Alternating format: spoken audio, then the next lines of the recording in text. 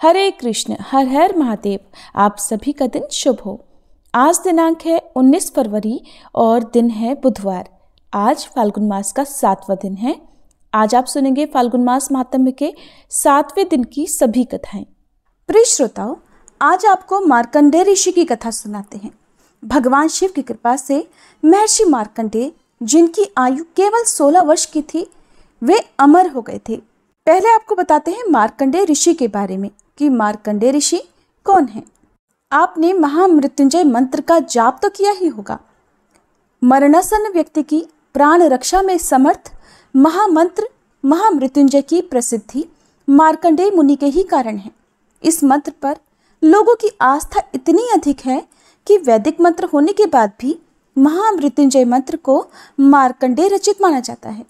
मार्कंडेय जी इतने महान ऋषि हैं कि उनकी उपस्थिति भगवान श्री राम के युग से पहले श्री राम कथा में और उसके बाद महाभारत काल तक पाई जाती है। मार्कंडेय पुराण इन्हीं की रचना है, जिसका एक अंश वो दुर्गा सप्तशती है जिसका नवरात्रि में भक्त श्रद्धा पूर्वक श्रवण या पठन करते हैं। मार्कंडेय ऋषि अजर अमर हैं। मार्कंडेय जी ने हजार हजार युगों के अंत में होने वाले अनेकों महाप्रलय देखे हैं। महाभारत में लिखा है कि जब मार्कंडेय ऋषि वनवास अवधि में युधिष्ठिर आदि पांडवों से मिलने पहुंचे, उस समय वे बड़े बूढ़े होने पर भी ऐसे दिखाई देते थे मानो 25 वर्ष के तरुण हो। महर्षि मार्कंडेय जी को पुराणों में अष्ट चिरंजीवियों में से एक माना जाता है। इस संबंध में एक प्रसिद्ध श्लोक है, अश्वत्थामा बलिर्व्यासो हनुमांश्च विभीषणः कृपः परशुरामश्च सप्त एते चिरंजीविनः सप्ते तान् संस्मरे नित्यं मार्कंडेयं स्थानम् अष्टमम् जीवेद्वर्ष शतं सोपि सर्वव्याधि विवर्जितः। अर्थात अश्वत्थामा, दैत्यराज बलि, वेद व्यास जी, हनुमान जी, विभीषण, कृपाचार्य, परशुराम जी और मार्कंडेय ऋषि ये सदैव जीवित माने जाते हैं। इनका स्मरण सुबह सुबह करने से सारी बीमारियां भी दूर हो जाती हैं और मनुष्य 100 वर्ष की आयु प्राप्त करता है। इन सब में भी अकेले मार्कंडेय जी हैं जो ब्रह्मा जी को छोड़कर आयु में इन सभी से बड़े हैं। अब आपको सुनाते हैं मार्कंडेय जी की कथा। एक समय की बात है, काशी में एक विद्वान ब्राह्मण रहा करते थे। उनकी कोई संतान नहीं थी। संतान प्राप्ति के लिए उन्होंने भगवान शिव की बड़ी कठिन तपस्या की। फिर एक दिन भगवान शिव उनकी तपस्या से प्रसन्न हो गए और उनके सामने प्रकट होकर बोले, ब्राह्मण देव वरदान मांगिए। तब ब्राह्मण देवता बोले, हे प्रभु, आप तो सब कुछ जानते ही हैं। आप जानते हैं कि मेरी कोई संतान नहीं है, इसीलिए मैं आपसे पुत्र प्राप्ति का वरदान चाहता हूँ। भगवान शिव ने कहा, आपको सुपुत्र चाहिए या कुपुत्र? ब्राह्मण ने भगवान शिव से पूछा कि प्रभु, इन दोनों में क्या अंतर है? तब भगवान शिव ने कहा कि सुपुत्र की आयु कम होगी, लेकिन उससे तुम्हें सुख प्राप्त होगा, और अगर तुम्हें कुपुत्र चाहिए तो कुपुत्र की आयु तो लंबी होगी, लेकिन वो तुम्हारे सारे जीवन भर तुम्हें दुख देता रहेगा। अब ब्राह्मण ने सोचा कि सारे जीवन के दुख से तो कुछ दिनों का सुख ही अच्छा। तब ब्राह्मण ने बहुत सोच विचार कर भगवान शिव से कहा कि प्रभु, आप मुझे सुपुत्र प्राप्ति का ही वरदान दीजिए।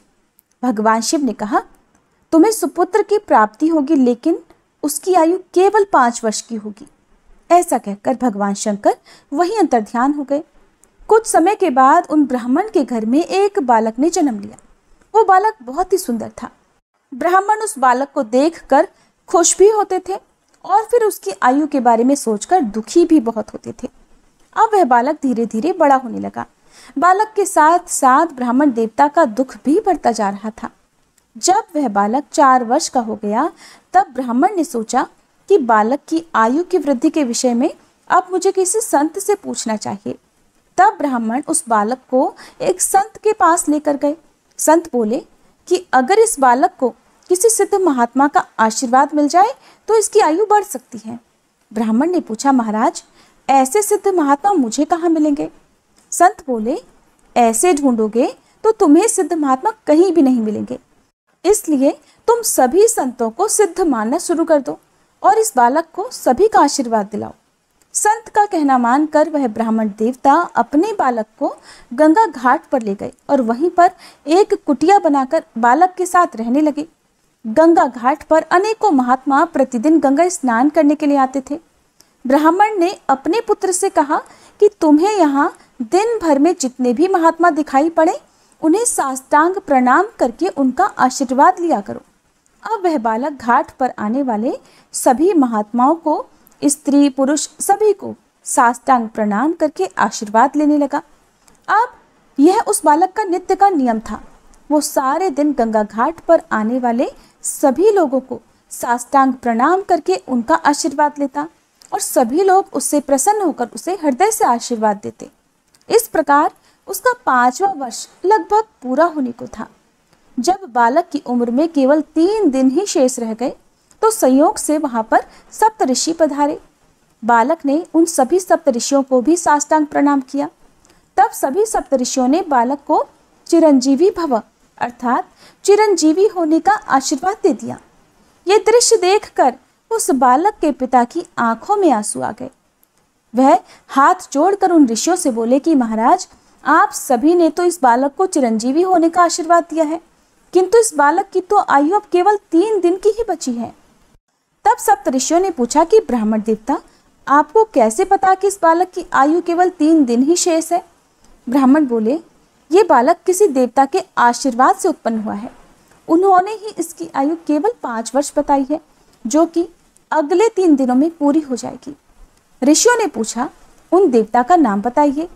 ब्राह्मण बोले, हे ऋषिवरों, मैं आपको उनका नाम नहीं बता सकता। अब सभी सप्तऋषि एक दूसरे का मुंह देखने लगे। उन्होंने सोचा कि अब तो हमारा आशीर्वाद निष्फल हो जाएगा और ऐसा बिल्कुल नहीं होना चाहिए। तब सभी सप्तऋषियों ने आपस में निर्णय करके उन ब्राह्मण देवता से कहा कि अगर आप इस बालक का कल्याण चाहते हैं तो इसे हमें दे दीजिए। ब्राह्मण देवता बोले, ठीक है महाराज, अगर किसी भी प्रकार से इस बालक की उम्र बढ़ सकती हो तो इसे आप ही ले जाइए। ब्राह्मण देवता ने भी अपना हृदय कठोर करके अपने बालक को सप्तऋषियों के साथ भेज दिया। अगले दिन सप्तऋषि उस बालक को लेकर ब्रह्मा जी के यहाँ पहुंचे। पहले सप्तऋषियों ने ब्रह्मा जी को प्रणाम किया।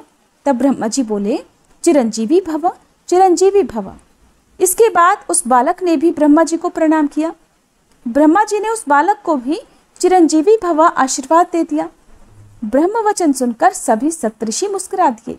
सभी ने सोचा, अब अपनी बला तो टल गई, क्योंकि अब तो ब्रह्मा जी ने भी उस बालक को चिरंजीवी होने का आशीर्वाद दे दिया था। अब अगर उस बालक को कुछ भी होता है तो ब्रह्मा जी का आशीर्वाद झूठा हो जाएगा। ब्रह्मा जी ने सप्तऋषियों से मुस्कुराने का कारण पूछा। सप्तऋषि कहने लगे, प्रभु, जिस बालक को आपने अभी अभी चिरंजीवी होने का आशीर्वाद दिया है, उस बालक के पास केवल 2 दिन की आयु शेष बची है। अब तो ब्रह्मा जी का भी माथा ठनका। ब्रह्मा जी बोले, तो आप लोग इस बालक को मेरे पास क्यों लेकर आए? सप्तऋषि बोले, प्रभु, हम भी कल इसे इसी प्रकार चिरंजीवी होने का आशीर्वाद देकर फंस गए थे। हमें अपना आशीर्वाद सत्य करने का कोई उपाय नहीं सूझ रहा था, इसलिए हमने इस बालक को आपका आशीर्वाद दिलवा दिया। अब आप जानिए प्रभु, या आपका आशीर्वाद जाने, हम तो अपने आशीर्वाद से मुक्त हो गए हैं। ब्रह्मा जी ने कुछ देर तक सोचा। विचार करने के बाद उन्होंने सोचा कि अब तो इस बालक का भाग्य केवल भगवान शंकर ही बदल सकते हैं। ब्रह्मा जी ने सप्तऋषियों से कहा कि आप इस बालक को यहीं मेरे पास छोड़ जाइए। अगले दिन ब्रह्मा जी उस बालक को कैलाश पर्वत पर भगवान शंकर के पास ले गए। ब्रह्मा जी ने भगवान शंकर को प्रणाम किया। भगवान शंकर ने उन्हें आशीर्वाद दिया। इसके बाद उस बालक ने भगवान शंकर को साष्टांग प्रणाम किया। ये देखकर भगवान शंकर प्रसन्न हो गए और उन्होंने उस बालक को चिरंजीवी होने का आशीर्वाद दे दिया। ये देखकर ब्रह्मा जी तो बड़े प्रसन्न हो गए, क्योंकि अब ब्रह्मा जी का ये भार भगवान भोले शंकर ने जो ले लिया था। जब भगवान शंकर ने ब्रह्मा जी को मुस्कुराते देखा तो उनसे पूछा, ब्रह्मा जी, क्या बात है, आप मुस्कुरा क्यों रहे हैं? ब्रह्मा जी बोले, भगवान, इस बालक की आयु केवल 1 दिन शेष बची है और आपने इसे चिरंजीवी होने का आशीर्वाद दे दिया है। भगवान शिव ने पूछा, ये किसका बालक है? ब्रह्मा जी ने बताया, प्रभु, ये काशी के ब्राह्मण का बालक है। भगवान शिव भी मुस्कुरा दिए और बोले, ये तो हमारे ही वरदान से उत्पन्न बालक है। ब्रह्मा जी ने कहा, प्रभु, आपके वरदान से उत्पन्न बालक अब आप ही की शरण में है, अब आप ही इसकी रक्षा कीजिए। भगवान शिव बोले, ब्रह्मा जी आप इस बालक को यहीं छोड़ दीजिए और अब आप अपने लोक को पधारिए। ब्रह्मा जी तब उस बालक को भगवान शिव के पास छोड़कर वहां से चले गए। भगवान शिव ने उस बालक से कहा, बेटा तुम बिल्कुल मत डरो, यहाँ पर जो ये शिवलिंग है तुम उसके पास बैठकर ओम नमः शिवाय मंत्र का जाप करो और शिवलिंग पर बेलपत्र चढ़ाते रहो। बालक भगवान शिव के कहे अनुसार ही करता रहा।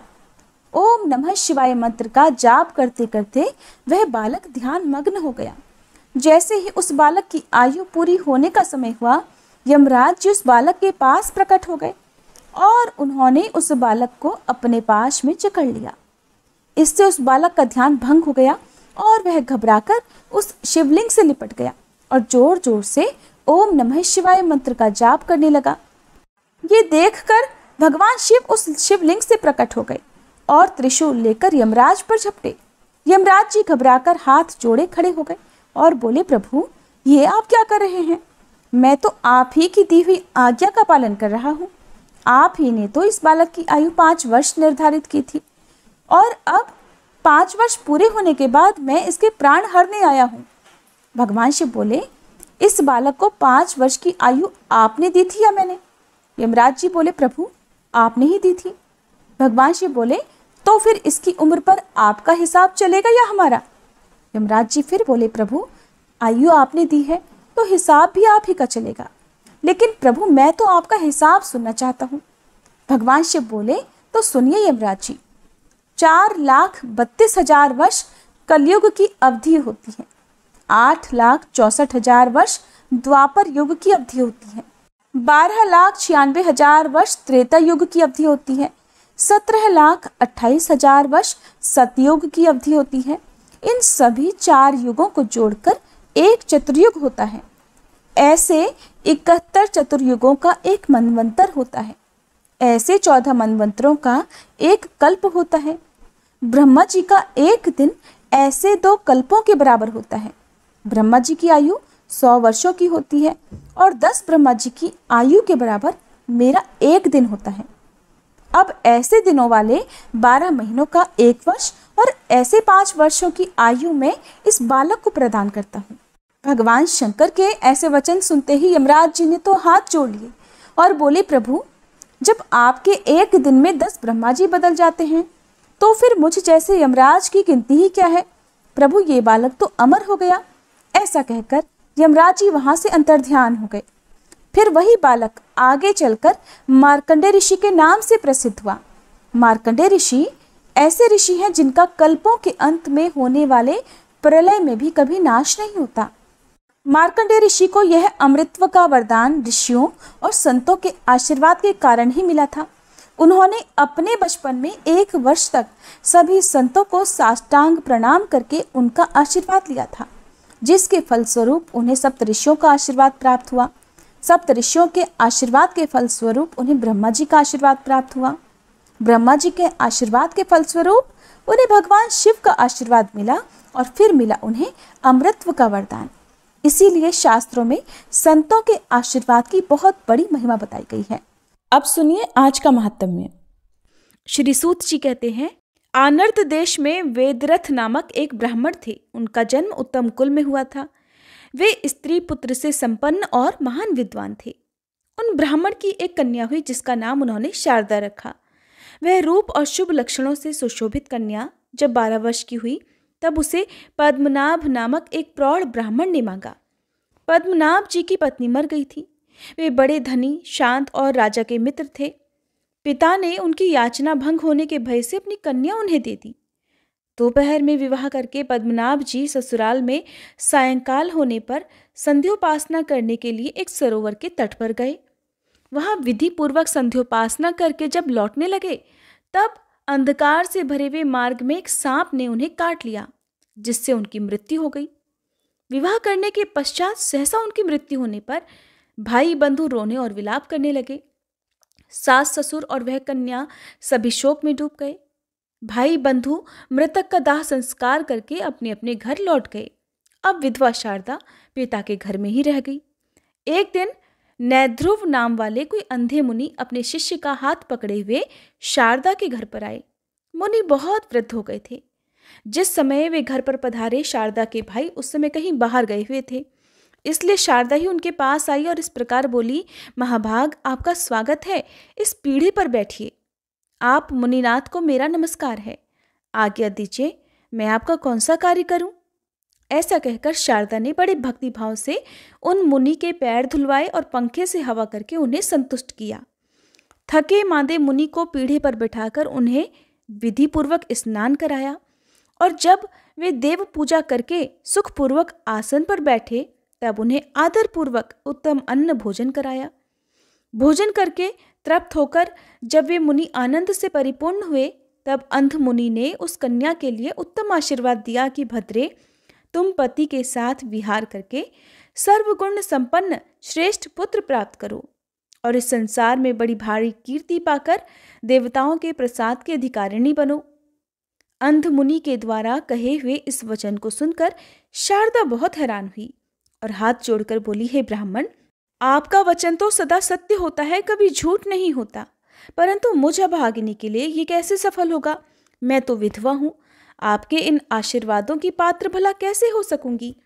तब मुनि बोले, शुभे, मुझ अंधे ने तुझे न देख सकने के कारण तुम्हारे लिए जो कुछ भी कह दिया है, अब मैं उसे अवश्य ही सिद्ध करूंगा। बस तुम मेरी आज्ञा का पालन करो। अगर तुम उमा महेश्वर नामक व्रत करोगी तो उसके प्रभाव से शीघ्र ही कल्याण भागिनी हो जाओगी। शारदा ने कहा, ब्राह्मण, आपके बताए हुए दुष्कर व्रत का मैं यत्नपूर्वक पालन करूंगी। मुझे वह व्रत और उसका विधान विस्तार पूर्वक बताइए। तब मुनि कहने लगे, चैत्र अथवा मार्गशीर्ष मास के शुक्ल पक्ष में शुभ दिन को इस व्रत का प्रारंभ करना चाहिए। अष्टमी, चतुर्दशी, अमावस्या अथवा पूर्णिमा को विधि पूर्वक संकल्प करके प्रातःकाल स्नान करें। देवताओं और पितरों का तर्पण करके अपने घर आकर एक सुंदर मंडप बनाए जो चंदोवे आदि से सजा हुआ हो। फिर उसे फल, फूल, पल्लव और बंधनवारों से सजाएं। बीच में 5 प्रकार के रंगों से कमल का चिन्ह अंकित करें। उसके मध्य भाग में धान्य अथवा चावलों की राशि और उसके ऊपर कुशा रखें और उस कुशा के ऊपर जल से भरा हुआ कलश स्थापित करके उसके ऊपर रंगा हुआ वस्त्र रखें। वस्त्र के ऊपर सोने की अथवा मिट्टी की 2 प्रतिमाएं जो भगवान शिव और पार्वती जी की प्रतीक हैं स्थापित करें। इसके बाद भक्ति भाव से अपनी शक्ति के अनुसार विस्तार पूर्वक उनकी पूजा करें। पंचामृत से स्नान कराकर फिर शुद्ध जल से स्नान कराए। एकादश रुद्र मंत्र का जप करके 108 बार नमः शिवाय इस पंचाक्षर मंत्र से अभिमंत्रित करे। फिर सिंहासन पर उन प्रतिमाओं को पधराकर पूजा करे। बुद्धिमान पुरुष स्वयं धुले हुए श्वेत वस्त्र धारण करके शुद्ध आसन पर बैठे। पीठ को अभिमंत्रित करके प्राणायाम करे।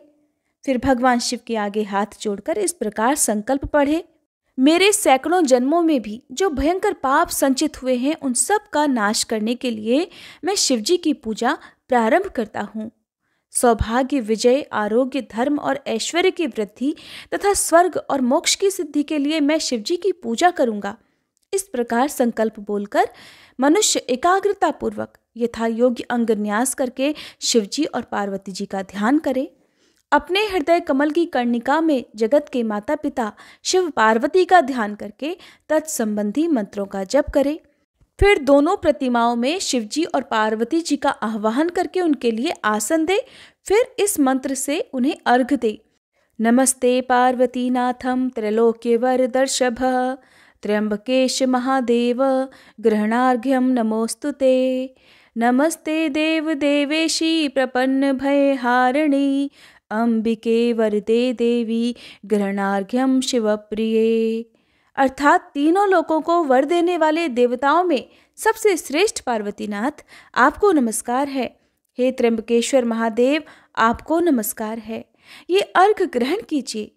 शरणागतों का भय दूर करने वाली देव देवेश्वरी जगदम्बिके वरदायिनी देवी हे शिवप्रिय आप ये अर्घ स्वीकार कीजिए। इस प्रकार 3 बार कहकर मनुष्य एकाग्रचित्त होकर उन्हें अर्घ दे।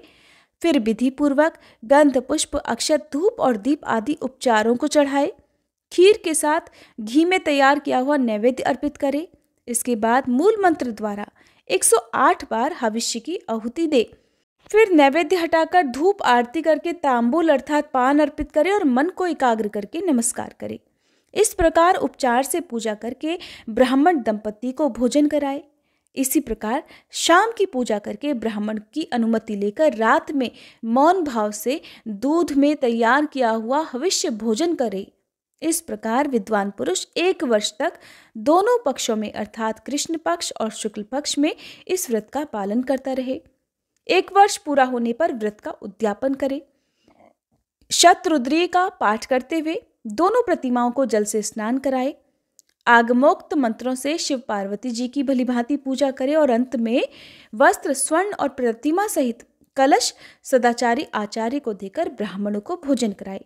उनका भी यथाशक्ति स्वागत सत्कार करके उन्हें गौ, स्वर्ण और वस्त्र आदि की दक्षिणा दे। इसके बाद ब्राह्मणों की आज्ञा लेकर अपने इष्ट मित्रों और बंधु बांधवों के साथ स्वयं भी भोजन करे। इस प्रकार जो भक्ति पूर्वक इस त्रिभुवन प्रसिद्ध व्रत का पालन करता है वह अपनी 21 पीढ़ियों का उद्धार करके मनोवांछित भोगों का उपभोग करता है, इंद्र आदि लोकपालों के दिव्य लोकों में रमण करता है और अंत में भगवान शिव को ही प्राप्त हो जाता है। शुभे, मेरे बताए हुए इस महाव्रत का तुम भी श्रद्धा पूर्वक अनुष्ठान करो, इससे अत्यंत दुर्लभ मनोरथों को भी प्राप्त कर लोगी। मुनीश्वर नैध्रुव के इस प्रकार आदेश देने पर फिर शारदा ने विश्वास पूर्वक उनके वचनों को ग्रहण किया। इसके बाद उसके पिता, माता और भाई बाहर से घर में आए। उन्होंने देखा कि मुनि भोजन करके सुखपूर्वक बैठे हुए हैं। सबने सहसा आकर उन महात्मा के चरणों में प्रणाम किया और स्वयं भी उनका पूजन किया। साध्वी शारदा ने उस श्रेष्ठ मुनि का पूजन किया है और मुनि ने उसे अनुग्रह पूर्वक व्रत का उपदेश दिया है। ये सब सुनकर उसके भाई बंधुओं को बड़ी प्रसन्नता हुई। वे हाथ जोड़कर कहने लगे, मुने, आज आपके आगमन मात्र से हम सब लोग धन्य हो गए। हमारा समस्त कुल पवित्र हो गया और ये घर भी सार्थक हो गया है। आप हमारे घर के पास में ही निवास करें और जो ये घर का मठ है ये स्नान पूजा के लिए बहुत उपयोगी है, इसलिए इसी में रहिए। इसी प्रकार प्रार्थना करने पर उन मुनिश्रेष्ठ ने बहुत अच्छा कहकर ब्राह्मण के उत्तम मठ में निवास किया। इस प्रकार मुनि के समीप नियम में मन लगाकर उस महाव्रत का पालन करती हुई शारदा का 1 वर्ष पूरा हो गया। वर्ष बीतने पर उसने पिता के घर में ही ब्राह्मण भोजन पूर्वक भली भांति व्रत का उद्यापन किया। उन ब्राह्मणों को यथायोग्य दक्षिणा देकर प्रणाम पूर्वक विदा किया। माता पिता ने उसके इस कार्य की बड़ी प्रशंसा की। शारदा उस दिन भी उपवास करके नियम पालन पूर्वक महात्मा नैध्रुव के बताए हुए उत्तम मंत्र का जप करती रही। इसके बाद प्रदोष काल आने पर उसने भगवान शंकर का पूजन किया और घर के पास वाले मठ में भगवान शिव का ध्यान करती हुई साध्वी शारदा रात भर भगवान शिव के पास जागरण करती रही। शारदा की भक्ति और मुनि की तपस्या और समाधि से संतुष्ट होकर जगन माता पार्वती जी उनके सामने प्रकट हुई। उनके प्रकट होते ही अंधे मुनि को 2 नेत्र मिल गए। अपने सम्मुख प्रकट हुई जगन माता पार्वती जी का दर्शन करके वे मुनि और वह ब्राह्मण कन्या दोनों ही उनके चरणों में गिर पड़े। तब उन दोनों को उठाकर पार्वती जी ने बड़े प्रेम से कहा, मुनि श्रेष्ठ, मैं तुम्हारे ऊपर बहुत प्रसन्न हूँ। पाप रहित पुत्री शारदा, तुम्हारे ऊपर भी मैं प्रसन्न हूँ। बोलो, तुम्हारी रुचि के अनुसार कौन सा देव दुर्लभ वर प्रदान करूं? मुनि कहने लगे, देवी, ये शारदा नाम की कन्या विधवा हो गई है। मैंने अंधा होने के कारण इस बात को न जानकर इसकी सेवा से संतुष्ट होकर इसे यह आशीर्वाद दिया कि तुम अपने पति के साथ चिरकाल तक विहार करके उत्तम पुत्र प्राप्त करो। जगदम्बे, अब आप ही मेरे इस वचन को सत्य करें। आपको नमस्कार है। तब देवी पार्वती ने कहा, हे ब्राह्मण, ये शारदा पूर्व जन्म में एक द्राविड़ ब्राह्मण की द्वितीय पत्नी थी। उस समय इसका नाम भामिनी था। भामिनी अपने पति की बड़ी प्यारी थी। अपनी रूप माधुरी से परम मनोहर दिखाई देने वाली भामिनी ने रूप वशीकरण आदि छलपूर्ण उपायों से अपने पति को अपने वश में कर लिया। वह मोहग्रस्त ब्राह्मण अपनी छोटी पत्नी में ही आसक्त होने के कारण अपनी बड़ी और पतिव्रता पत्नी के पास कभी नहीं गया। पति समागम से वंचित होने से वह स्त्री पुत्रहीन रह गई। इससे वह मन ही मन सदा संतप्त रहती थी, दुखी रहती थी। और उसी दुखी अवस्था में समय आने पर एक दिन उसकी मृत्यु हो गई। भामिनी के घर के पास एक तरुण ब्राह्मण रहा करता था। वह इस सुंदरी को देखकर इस पर मोहित हो गया और एक दिन उसने काम से आतुर होकर इसका हाथ पकड़ लिया। उस समय इसने क्रोध से लाल आंखें करके उसे दूर भगा दिया। वह दिन रात इसी का चिंतन करते करते मृत्यु को प्राप्त हो गया। अपने स्वामी को मोहित करके जो उन्हें ज्येष्ठ पत्नी से विमुख किया था, उसी पाप से ये इस जन्म में विधवा हुई। जो स्त्रियां संसार में पति पत्नी में वियोग कराती हैं, उन्हें अलग कराती हैं, उन्हें 21 जन्मों तक बाल्यावस्था में विधवा होना पड़ता है। और वह काम मोहित ब्राह्मण जो पराई स्त्री के विरह से पीड़ित होकर मृत्यु को प्राप्त हुआ था, उसने भी पाप ही किया था। इसलिए इस जन्म में वह इसका पाणी ग्रहण मात्र करके मृत्यु को प्राप्त हो गया। पूर्व जन्म में जो इसका पति था, वो इस समय पांड्य देश में एक श्रेष्ठ ब्राह्मण के रूप में उत्पन्न हुआ है। उसके पास धन संपत्ति, स्त्री और सुख भोग की सामग्री सब कुछ है। ये शारदा अपने उसी पति के साथ प्रत्येक रात्रि में स्वप्नावस्था में समागम करके जागरण काल की अपेक्षा भी श्रेष्ठ रति सुख का अनुभव करे। स्वप्नावस्था में पति समागम से ये कुछ ही समय में वेद वेदांगों के पारंगत विद्वान पुत्र प्राप्त कर लेगी। वे ब्राह्मण देवता भी स्वप्न में अपने साथ चिर समागम से इसके गर्भ से उत्पन्न हुए पुत्र को सदैव देखा करेंगे। महामुने, पूर्व जन्म में इसने मेरी आराधना की है और इसी को वर देने के लिए मैं इस समय प्रकट हुई हूँ। इसके बाद महादेवी पार्वती जी ने शारदा से आदरपूर्वक कहा, बेटी, अब तुम मेरी उत्तम बात सुनो। जब कभी भी किसी देश में अपने स्वप्न में देखे हुए पूर्व पति को देखना, तब समझ लेना कि यही मेरे पुरातन पति हैं और वे ब्राह्मण भी तुम्हें देखकर तुम्हें पहचान लेंगे। उस समय तुम दोनों में वार्तालाप होगा। ऐसा अवसर आने पर तुम अपने विद्वान पुत्र को उन्हीं ब्राह्मण की सेवा में समर्पित कर देना। उमा महेश्वर व्रत का जो श्रेष्ठ फल है, उसके अर्ध भाग को इस प्रकार उन्हीं के हाथों में सौंप देना और तब से उन्हीं के अधीन होकर रहना। तुम दोनों को स्वप्न मिलन के सिवा कभी भी शारीरिक संग नहीं करना चाहिए। समय आने पर वे श्रेष्ठ ब्राह्मण जब मृत्यु को प्राप्त होंगे, तब उन्हीं के साथ चिता की अग्नि में प्रवेश करके तुम मेरे धाम को प्राप्त हो जाओगी। ऐसा कहकर देवी पार्वती अंतर्ध्यान हो गईं। वह कन्या करुणामयी पार्वती जी का वरदान पाकर बहुत प्रसन्न हुई। रात बीतने पर नए नेत्र पाए हुए धर्मज्ञ मुनि ने उसके माता पिता से एकांत में सारी बात बता दी।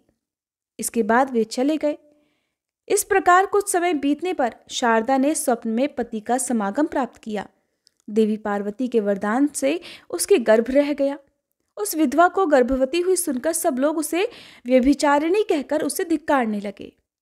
उसके मरे हुए पति के जाति भाइयों ने जब ये असह्य बात सुनी, तब वे सब लोग शारदा के पिता के घर आए। गांव के बड़े बूढ़े पंडित भी घर आए। सब ने कुल के वृद्ध पुरुषों के साथ बैठकर विचार विमर्श किया। लज्जा से नतमुख हुई गर्भवती शारदा को बुलाकर कुछ लोग बड़े क्रोध में भरकर उसे डांटने लगे। कुछ लोगों ने तो उसकी ओर से मुंह फेर लिया। कुछ निर्दयी वृद्धों ने अपना निर्णय इस प्रकार सुनाया कि ये पाप बुद्धि वाली कन्या दोनों कुलों का नाश करने वाली है। इसके केश मुंडवाकर नाक और कान दोनों काट दिए जाएं और इसे कुल और जाति से बहिष्कृत करके गांव से बाहर निकाल दिया जाए। ये सुनकर सब लोग ऐसा ही करने को तैयार हो गए। ठीक उसी समय आकाशवाणी सुनाई पड़ी, इस कन्या ने न तो कोई पाप किया है, न कुल में कलंक लगाया है और न ही इसके पातिव्रत्य का भंग हुआ है। ये सदाचार परायणा स्त्री है। इसके बाद जो लोग भी इसे कुलटा या व्यभिचारिणी कहेंगे, उन पाप मोहित मनुष्यों की जिह्वा तत्काल ही विदीर्ण हो जाएगी। इस प्रकार आकाशवाणी सुनकर उसके माता पिता आदि सब लोगों को बड़ी प्रसन्नता हुई। कुछ अविश्वासी मनुष्य तो कहने लगे कि यह आकाशवाणी ही झूठी है। ऐसा कहते ही उनकी जिह्वा के 2 टुकड़े हो गए। फिर तो सब जाति भाई, बंधु बांधव, स्त्रियां और बड़े बूढ़े साधु साधु कहकर शारदा की प्रशंसा करने लगे। कुल की स्त्रियां प्रसन्न हो गईं और एक दूसरे से कहने लगी कि देवतागण कभी झूठ नहीं बोलते, परंतु ये समझ में नहीं आता कि आखिरकार इसने गर्भ कैसे धारण कर लिया। इस प्रकार भ्रम में पड़े हुए लोगों को देखकर लोक तत्व को जानने वाले एक वृद्ध पुरुष ने कहा कि ये जो कुछ भी देखने और सुनने में आता है, वो संपूर्ण विश्व मायामय है। इस क्षण भंगुर संसार में अकथनीय और असंभव बातें भी माया से होती ही रहती हैं। माया ईश्वर के अधीन है, इसलिए उस ईश्वर की लीला का रहस्य भला कौन जान सकता है। सत्यवती मछली के पेट से पैदा हुई और महिषासुर भैंस के गर्भ से उत्पन्न हुआ है। वसुदेव जी से रोहिणी के गर्भ से पुत्र का जन्म हुआ और मुनि के शाप से सांब के पेट से मूसल पैदा हुआ और मुनियों के मंत्र बल से राजा यवनाश्व के भी गर्भ रह गया था। इसी प्रकार ये कल्याणमयी सती शारदा भी अपने महान व्रत के प्रभाव से गर्भवती हुई है। ये बात निश्चयपूर्वक कही जा सकती है। इस विषय में स्त्रियां ही इसे एकांत में ले जाकर सच्ची बात पूछें। इस निश्चय के अनुसार फिर स्त्रियों ने उसे एकांत में ले जाकर इस बारे में पूछा। शारदा ने उन सभी स्त्रियों से अपना अत्यंत अद्भुत वृतांत पूरी तरह से कह सुनाया। सच बात का पता लगने पर सब लोग उस सती का आदर करके प्रसन्नचित्त होकर अपने अपने घर को चले गए। इसके बाद शुभ समय आने पर शुद्ध अंतःकरण वाली शारदा ने बाल सूर्य के समान तेजस्वी बालक को जन्म दिया।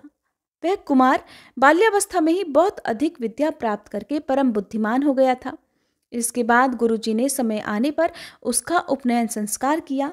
वह लोक मनोहर बालक लोक में शारदेय नाम से विख्यात हुआ। उसने 8वें वर्ष की आयु में ऋग्वेद, 9वें वर्ष में यजुर्वेद और 10वें वर्ष में सामवेद को लीलापूर्वक पढ़ डाला। इसके बाद त्रिलोक पूजित शिव पर्व प्राप्त होने पर सभी देश के निवासी मनुष्य गोकर्ण तीर्थ में जाने लगे। सती शारदा भी अपने पुत्र के साथ गोकर्ण तीर्थ में गई। वहां उसने अपने पूर्व जन्म के पति को, जिनका स्वप्न में सदा ही दर्शन किया था, आया हुआ देखा। वे ब्राह्मण बंधुओं से घिरे हुए थे। उन्हें देखकर शारदा प्रेम मगन हो गई और उन्हीं की ओर दृष्टि लगाए हुए खड़ी रही। ब्राह्मण भी रूप और लक्षणों से पहचानी हुई तथा स्वप्न में सदा भोगी जाने वाली उस स्त्री को और स्वप्न में ही अपने से उत्पन्न हुए उस कुमार को भी देखकर आश्चर्यचकित होकर उसके पास आए और इस प्रकार बोले, कल्याणी, तुम कौन हो? किसकी पत्नी हो? कौन तुम्हारा देश है और किसकी पुत्री हो? उनके द्वारा इस प्रकार पूछी जाने पर उस स्त्री ने बाल्यावस्था में अपने विधवा होने का सारा वृतांत कहा। तब ब्राह्मण ने फिर से प्रश्न किया कि देवी, फिर ये पुत्र किसका है? चंद्रमा के समान सुंदर इस बालक को तुमने कैसे गर्भ में धारण किया है? शारदा कहने लगी, स्वामी, इस सब विद्वाओं में विशारद मेरा ही पुत्र है। मेरे ही नाम पर लोग इसको शारदेय कहते हैं। उसकी ये बात सुनकर श्रेष्ठ ब्राह्मण हंसकर बोले, देवी, तुम्हारा पति तो विवाह करके तुरंत ही मर गया, फिर भला इस पुत्र का जन्म कैसे हुआ? इसका कारण बताओ। शारदा बोली, महामते, परिहास से कोई लाभ नहीं। आप मुझे जानते हैं और मैं आपको जानती हूँ। इस विषय में हम दोनों के ही मन इस बात का प्रमाण है। ऐसा कहकर उसने देवी के दिए हुए वरदान आदि की बातें बताई और अपने व्रत के आधे भाग व्रतधारी कुमार शारदेय को उन्हें सौंप दिया। वे ब्राह्मण देवता बहुत प्रसन्न हुए। उन्होंने कुमार को हृदय से लगा लिया और शारदा के माता पिता की आज्ञा लेकर शारदा तथा उस बालक को अपने घर बुलाकर ले गई। ब्राह्मण के घर में शारदा ने कई मास बिताए। जब उनकी मृत्यु हो गई तब उन्हीं के साथ चिता की अग्नि में प्रवेश करके उसने उनका अनुसरण किया। फिर वे दोनों दिव्य दंपत्ति होकर दिव्य विमान पर बैठे और भगवान शिव के लोक में चले गए। इस प्रकार मैंने यह पवित्र उपाख्यान सुनाया जो पढ़ने और सुनने वालों को भोग और मोक्ष प्रदान करने वाला है। प्रतिदिन भगवत संबंधी उत्तम कथा के श्रवण से मनुष्य परम गति को प्राप्त होता है। पुण्य क्षेत्र में निवास करने से चित्त शुद्ध होता है। उत्तम कथा के सुनने से मनुष्य जिस प्रकार उत्तम गति को पाता है उस प्रकार अन्य उत्तम व्रतों से नहीं पाता। अन्य व्रतों से उसकी बुद्धि वैसी उत्तम नहीं होती। जैसे बार बार शोधन करने पर दर्पण निर्मल होता है, वैसे ही सत्कथा सुनने से मन अधिकाधिक शुद्ध हो जाता है। मन शुद्ध होने पर मनुष्यों के द्वारा शिव जी का ध्यान सिद्ध होता है। ध्यान से पुण्यात्मा पुरुष मन, वाणी और शरीर द्वारा संचित समस्त पाप राशि को धोकर भगवान शिव के परम पद को प्राप्त हो जाते हैं। इसलिए जिन्होंने अपना पुण्य भगवान शिव के चरणों में समर्पित कर दिया है, उन लोगों के लिए भगवान शिव की उत्तम कथा का श्रवण कीर्तन ही सर्वोत्तम साधन है। क्योंकि कथा से ध्यान सिद्ध होता है और ध्यान से कैवल्य की प्राप्ति होती है। मुनिवरों, आप लोग बड़े ही सौभाग्यशाली हैं। आपका ही जीवन सफल है, क्योंकि आप लोग सदा भगवान शिव के उत्तम कथा अमृत रस का सेवन करते हैं।